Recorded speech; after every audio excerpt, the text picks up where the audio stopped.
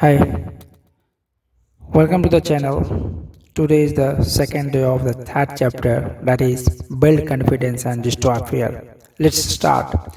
Here are two specific things to do to build confidence through efficient management on your memory bank.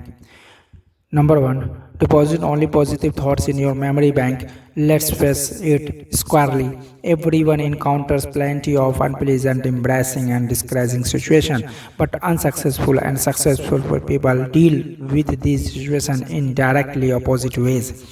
Unsuccessful people take them to heart, so to speak. They dwell on unpleasant situations, thereby giving them a good start in their memory. They don't take their minds away from them. At night, the unpleasant situation is the last thing they think about. Confident, successful people, on the other hand, do not give it another thought. Successful people specializing in putting positive thoughts into their memory bank. What kind of a performance would your car deliver if every morning before you left for work you scooped it up a double handful of dirt and put it into your crankcase? That fine engine would soon be a mess, unable to do what you want it to do. Negative and unpleasant thoughts deposited in your mind affect your mind the same way. Negative thoughts produce needless wear and tear on your mental motor. They create worry, frustration, and feelings of inferiority. They put you beside the road while others drive ahead. Do this in these moments when you are alone with your thoughts, when you are driving your car or eating alone. Recall pleasant positive experiences. Put good thoughts in your memory bank. This boosts confidence. It gives you that I sure feel good feeling. It helps keep your body functioning right too. Here is an excellent plan. Just before you go to sleep, deposit good thoughts in your memory bank. Count your blessings. Recall the many good things you have to be thankful for: your wife or husband, your children, your friends, your health.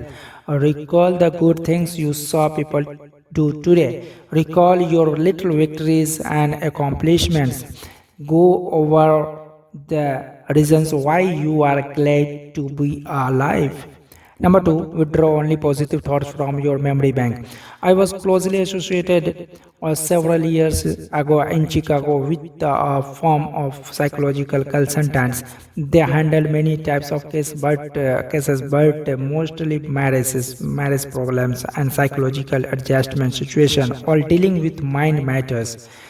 One afternoon, as I was talking with the head of the firm about his profession and his techniques for helping the seriously maladjusted person, he made this remark: "You know, there would be no need for my services if people would do just one thing." What's that? I asked eagerly. "Simply this: destroy their negative thoughts before those thoughts become mental monster. Most individuals I try to help," he continued, "are operating their own private museums of mental horror. Many marriage difficulties, for example, involve the honeymoon monster.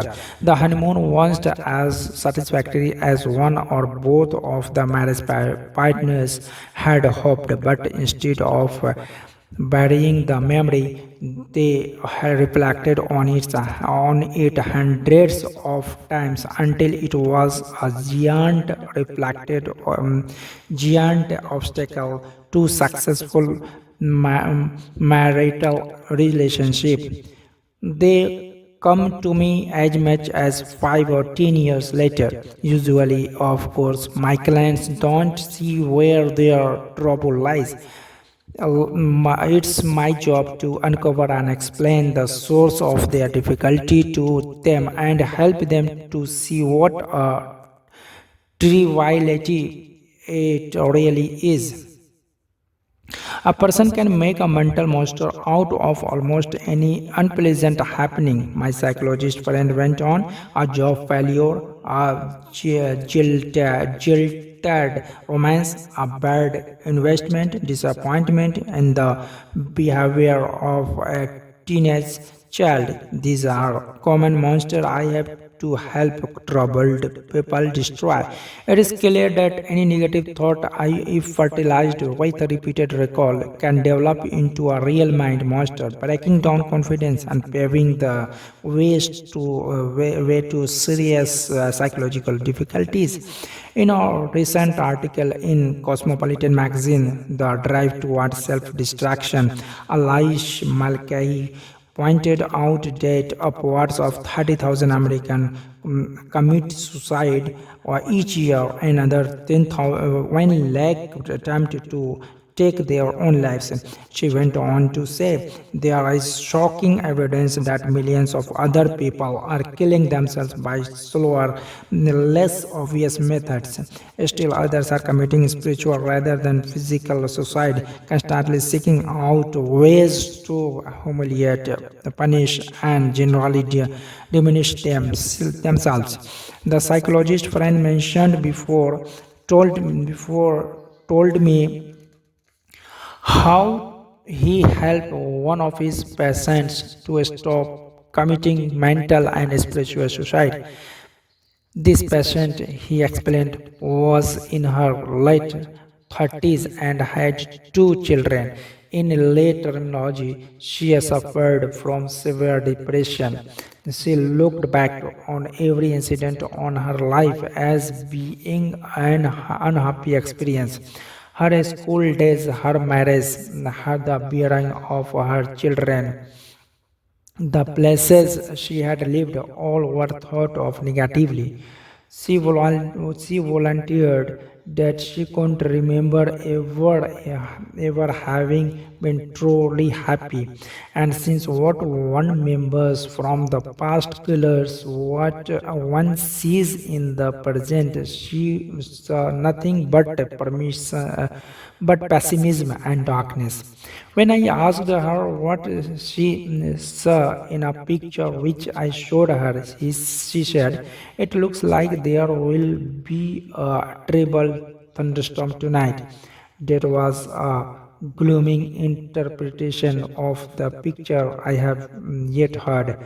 The picture was a large oil painting of the sun low in the sky and jagged, rocky coastline. The painting was very cleverly drawn and could be constructed to be either a sunrise or a sunset.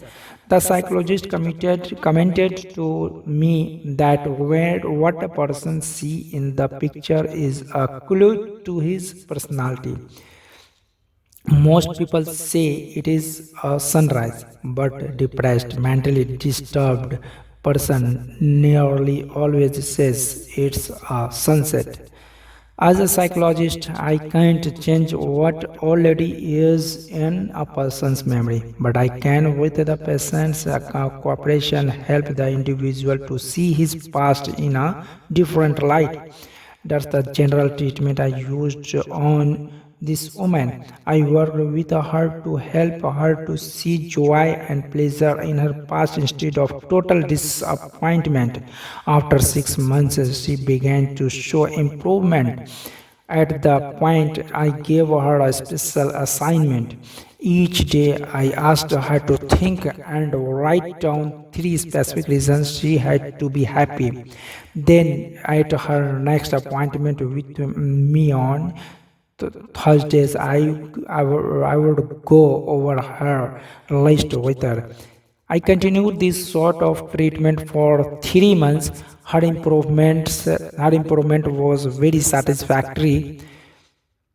Today, that woman is very well adjusted to her situation. She is positive and certainly as happy as most people. When this woman quite trying negative from her memory bank, she was headed toward recovery. Whether the psychological problem is big or little, the cure comes when one learns to quit drawing negatives from one's memory bank and withdraws positive instead. Don't build mental monsters. Refuse to withdraw the unpleasant thoughts from your memory bank. When you remember a situation of any kind, concentrate on the good part of experience, forget the bad, bury it. If you find yourself thinking about the negative side, turn your mind off completely. And here is something very significant and very encouraging.